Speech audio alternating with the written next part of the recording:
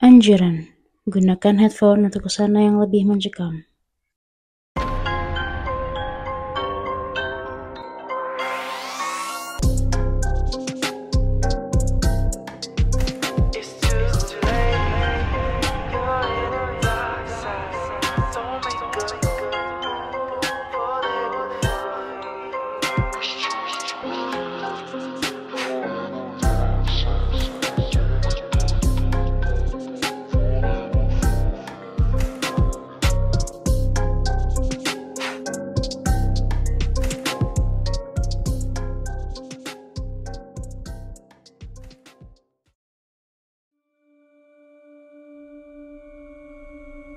Selamat malam Tigarans, salam berjumpa kembali dengan kita di season keempat episode ke-7.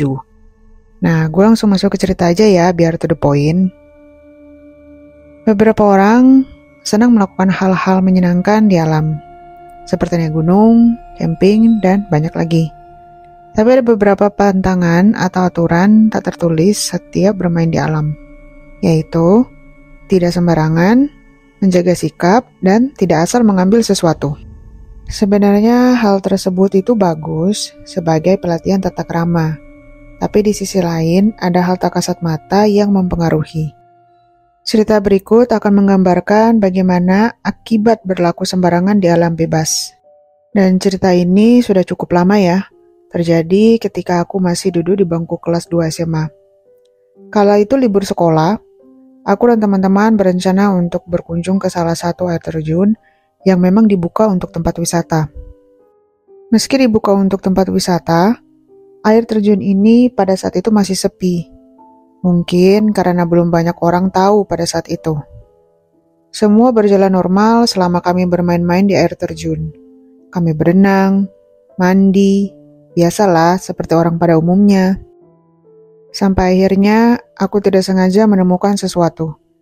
Ada semacam mustika atau batu giok atau apalah, aku juga kurang paham. Posisinya di bawah pohon dan agak tertutup sama akar-akar. Warnanya cerah, pokoknya cantik sekali. Karena waktu itu memang sedang musimnya orang pakai batu cincin, jadi ya aku ambil aja.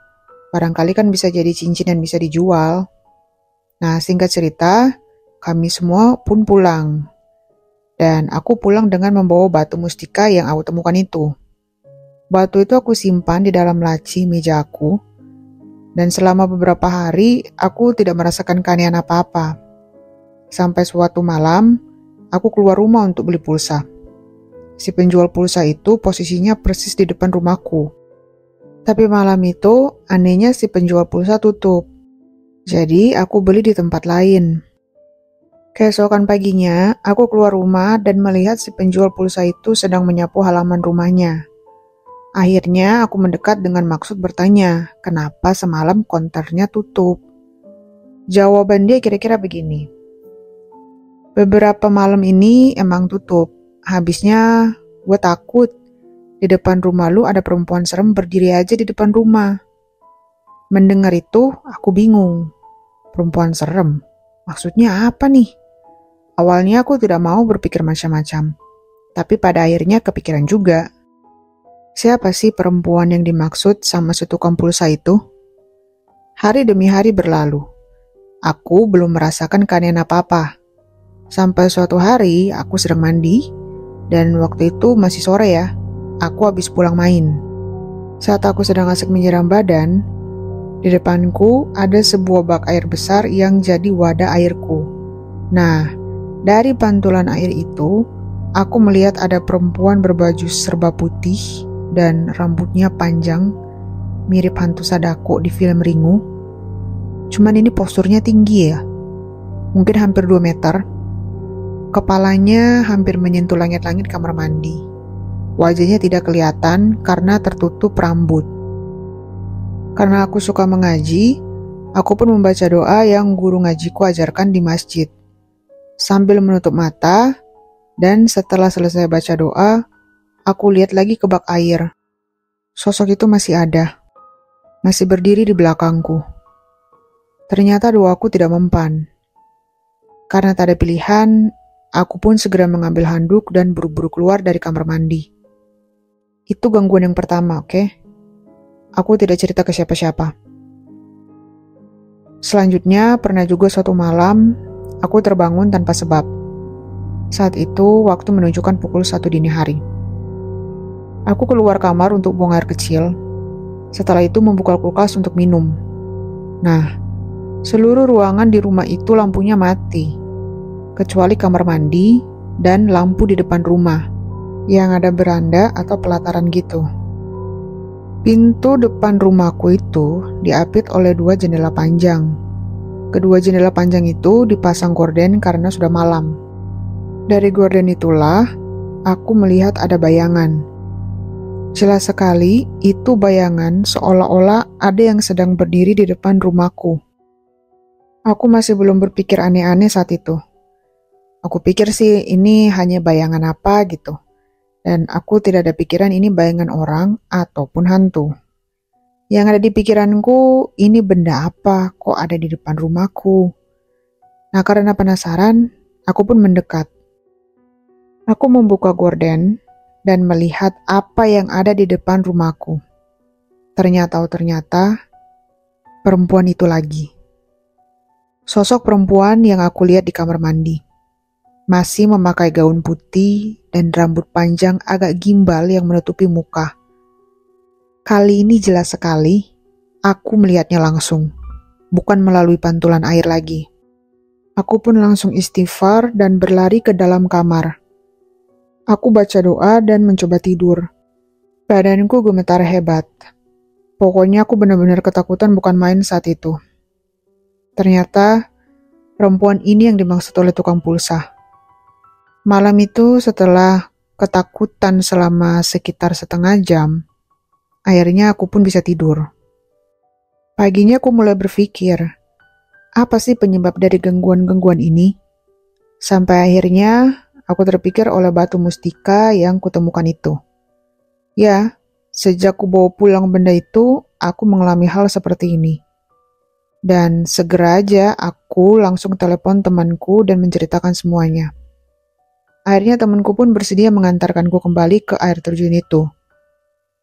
Hari itu juga kami sepakat untuk berangkat ke air terjun. Perjalanan lancar-lancar saja, dan sesampainya di sana, aku mengembalikan mustika itu persis di tempat pertama kali ku menemukannya. Sekaligus, aku juga minta maaf atas kelancanganku.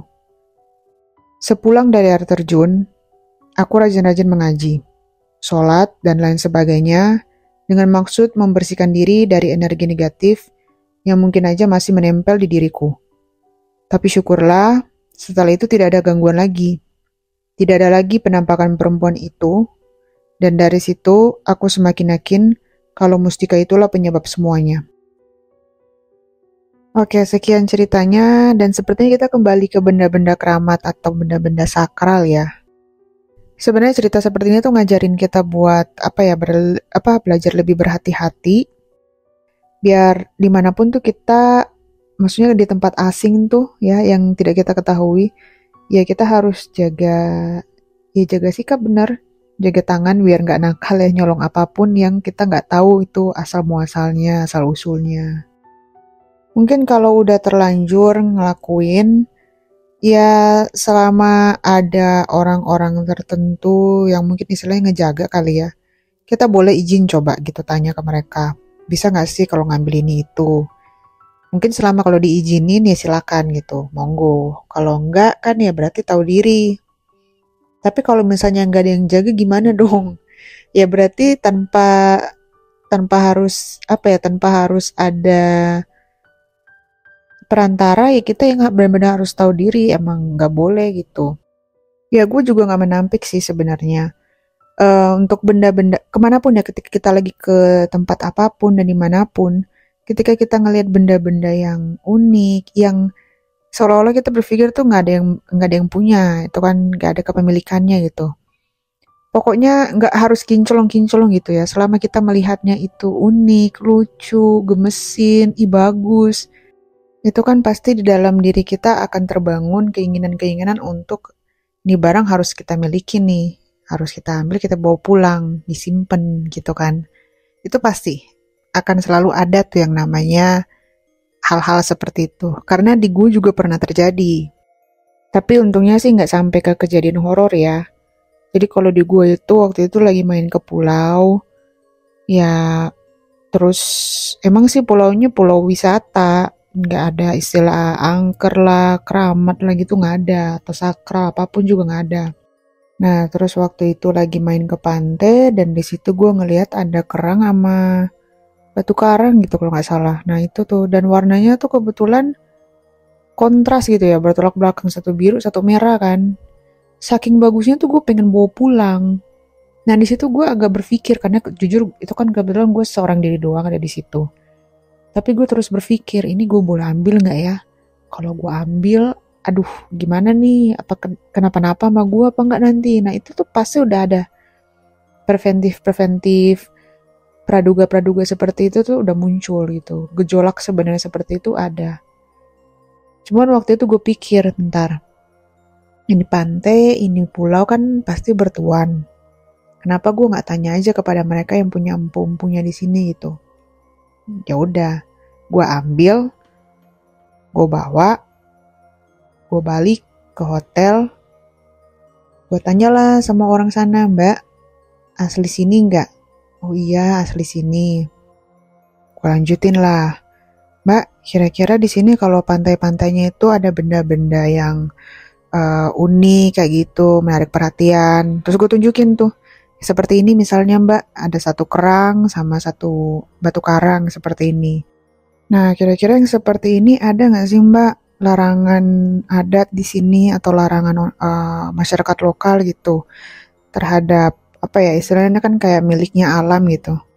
Apakah bisa diambil terus dibawa pulang sampai berpindah pulau, ya kan, ganti ganti tanah, ganti air, ganti udara. Terus muka mbaknya langsung berubah kayak concern gitulah gitu. Dia nanya lagi gitu kan. Tapi mbak ngambilnya cuman ini aja kan? Terus gue bilang, ya cuman ini aja kok mbak. Gue tunjukin ya ini aja murni cuman ini dua doang gitu. Selalu mbaknya bilang, mengkonfirmasi. Oke kalau sebenarnya cuma dua itu aja, nggak ada yang lain sih nggak apa-apa. Nggak ada yang benda-benda yang sesuatu yang nampak lah kelihatan ada benda-benda yang nggak boleh itu dibawa. So kayak kaget dong. Oh iya oke. Ini beneran nggak apa-apa ya mbak? Iya kalau itu sih kayak kerang dan ini aja sih nggak apa-apa.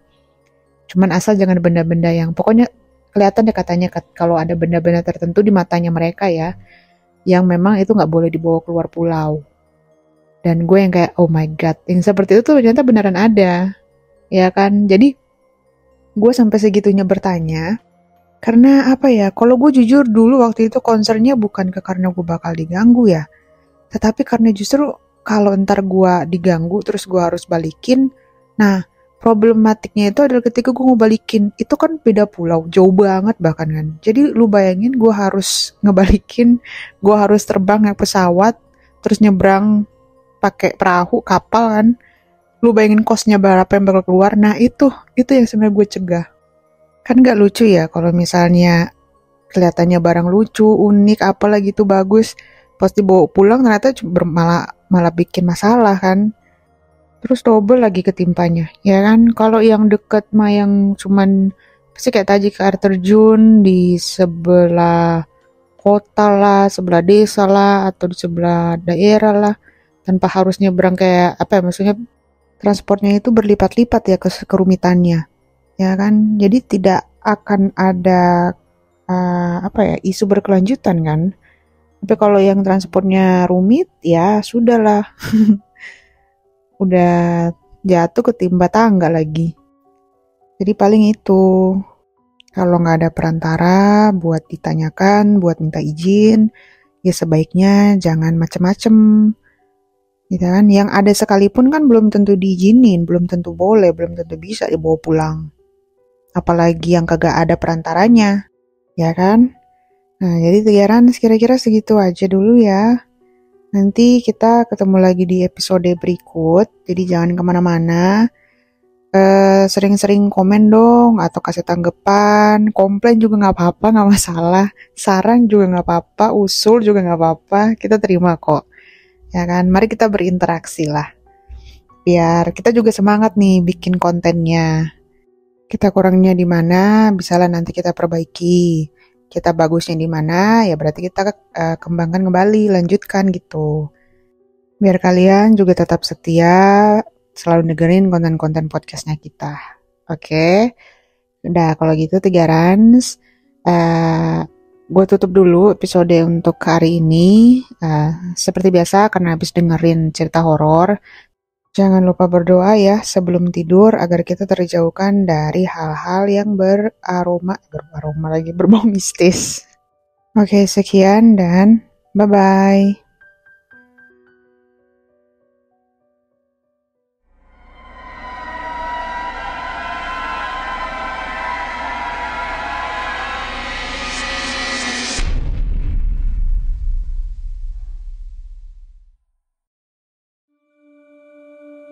Halo Tigerans, kembali lagi di episode 8. Hari ini gue mau cerita beberapa kisah horor yang terjadi di sekolah.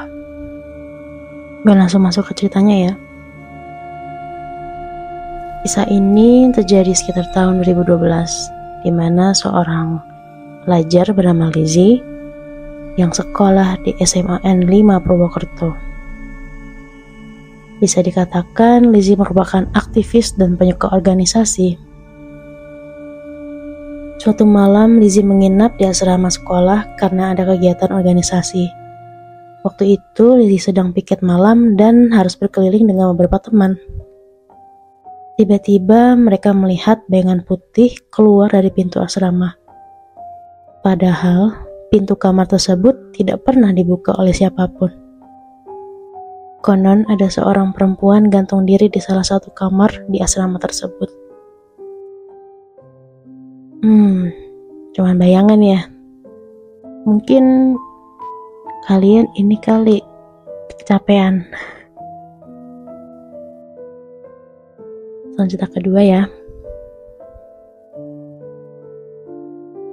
Bau melati dan murid yang mengenakan pakaian pramuka di malam hari merupakan kisah mistis yang berasal dari SMAN 1 Tasikmalaya. Anan membagikan kisahnya ketika ia berangkat terlalu pagi di sekolahnya. Waktu itu, Anan naik menuju ruang kelas di lantai 3. Selama perjalanan, dia mencium bau melati.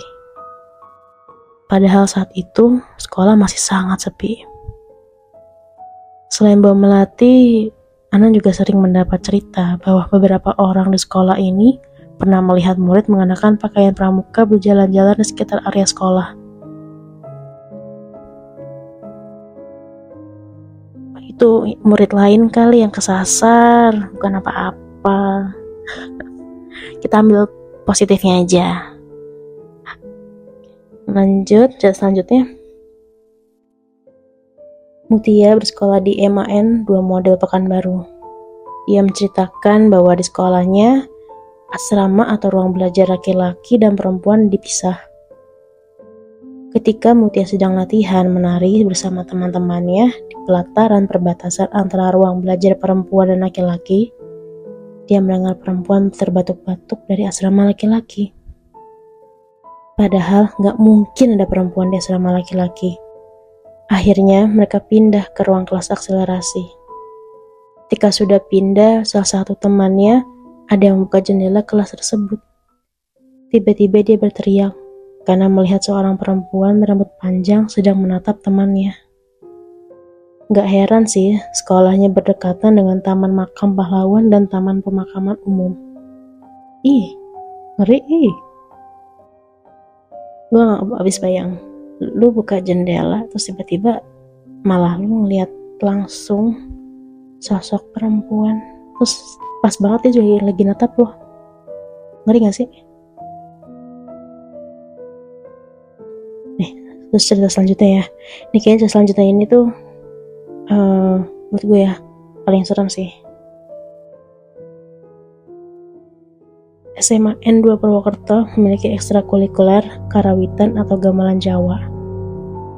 Ella mendapatkan cerita mistis dari teman-temannya yang aktivis sekolah. Pas ada kegiatan di malam hari, ruangan tempat penyimpanan gamelan tersebut tiba-tiba berbunyi sendiri. Padahal ruangan tersebut dibuka ketika tidak ada acara dan itu malam hari. Kalian pernah dengar gak sih kalau suara gamelan, jangan suara gamelan ya, alat musik gamelan itu sakral, kayak punya kemistisannya sendiri. Kayak gue pernah denger tuh, lu kalau ada alat musik kayak contoh gamelan gak boleh main asal ngelangkah aja, karena ya itu sesakral itu ya alat musiknya. Aduh, alat musik ngeri sih kalau malam-malam dengar suara bunyi gamelan. Kayak yang ini gak sih, kayak orang pendaki itu terus di hutan kalau dengar suara musik alunan gamelan, kayak lo diiringi atau lo datang terus di welcome dengan suara itu, ngeri cuy, kayak lo mau masuk ke dunia lain. Mungkin di sekolah itu juga pintunya ya, gue juga gak tahu deh.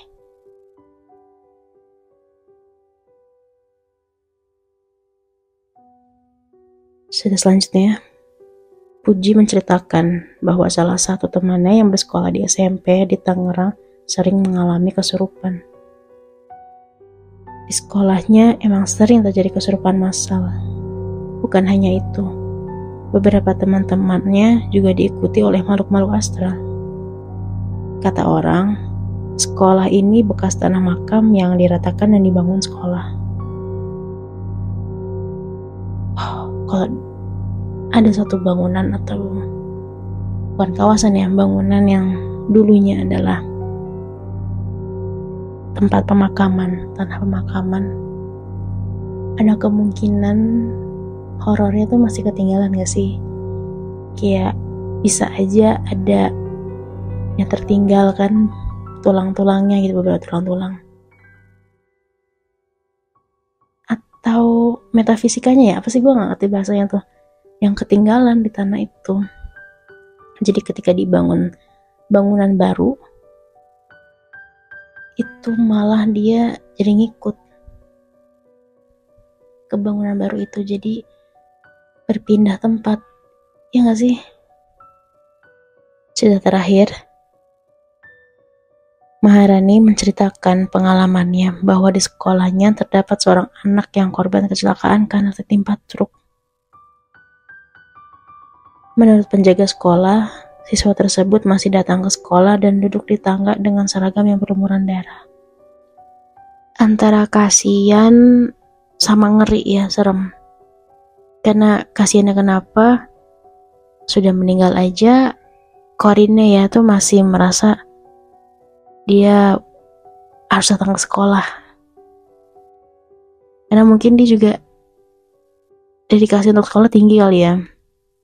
Jadi ketika sudah meninggal pun rohnya atau Corinne ya itu masih merasa gue masih ada sekolah gitu. Ngeri juga ya. Terus satpamnya ya tadi ya, penjaga sekolah bukan satpam, penjaga sekolah yang melihat siswanya itu masih suka datang sekolah.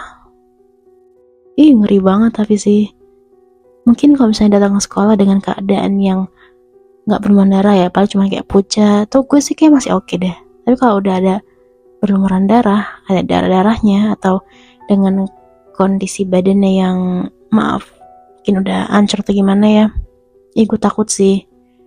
Sumpah gue paling nggak bisa ngelihat mayat atau tubuh manusia yang hancur gitu loh karena kecelakaan. Aduh, gue nggak bisa, anak kecelakaan gitu. Ngeri banget. Suka kadang kebawa mimpi kayak gitu deh. Sama kayak waktu itu gue entah kenapa ya, ada di mana gue dapet tuh videonya almarhumnya si siapa, Vanessa Angel ya. Itu ya Allah, dia kan kelempar ya kalau nggak salah ke jalanan, bukan jalan ya, ke aspal ya. Itu dalam kondisi atau posisi badannya tuh kayak emang bukan kelipet ya, apa sih bahasanya sih, gak wajar gitu loh, kayak tulangnya ada yang patah. Pasti yang ada yang patah sih, cuman ngeri banget. Aduh, Maaf banget buat keluarganya almarhum ya, bukannya gue kurang ajar atau gimana kan udah ngeliat video itu, cuman entah kenapa gue dapet dari mana gitu, gue nonton terus gue hapus gitu kan, gue hilangin. Gak nyangka sih kalau misalnya keluarganya melihat video itu, sedihnya kayak apa. Sama hal dengan ini si murid ini ya, kalau semisal penduduk sekolahnya ini cerita ke orang tuanya, terus orang tuanya datang melihat, sedih sih, sedih pasti ya kehilangan seorang anak. Siapa sih yang gak sedih kehilangan seorang anak, apalagi dengan kondisi yang berluan darah. Sakit banget hati orang tuanya, terutama pasti ibunya. Ibu dan bapaknya ada duanya lah ya, sedih banget. Cukup sampai di sini ceritanya. Sebelumnya gue minta maaf mungkin karena cerita terlalu pendek. Semoga kalian suka. Jangan lupa subscribe YouTube kami, follow Instagram dan TikTok kami, serta Twitter jangan lupa. Plus juga jangan lupa nih guys, tolong di subscribe dan rate ya podcast kita nih, biar kami tambah semangat, oke? Kalian juga bisa bagikan cerita horor kalian, entah horor di sekolah, di kampus, di tempat kerja, di kosan, di kamar atau di rumah, ataupun di mobil atau di motor, dimanapun kalian berada, bisa banget kalian share ceritanya. Cek di link 3 Lans. Cukup sekian sampai sini. Kita bertemu di episode selanjutnya. Bye.